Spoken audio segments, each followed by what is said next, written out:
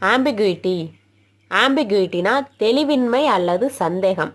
அதாவது ஒரு விஷயத்துக்கு ஒன்றுக்கு மேற்பட்ட பல அர்த்தங்கள் இருக்கும். அதனால ஒரு சரியான புரிதல் இல்லாமல் குழப்பமான விஷயமா இருக்கும். அதை தான் ஆம்பிகுயிட்டின்னு சொல்லுவோம். அதுக்கு எக்ஸாம்பிள் பார்த்தீங்கன்னா, there is a lot of ambiguity to that scene. இதுக்கு என்ன மீனிங்? அந்த காட்சியில் நிறைய தெளிவின்மை இருக்கிறது அப்படிங்கிறத குறிக்கிறது தான். தேங்க்யூ.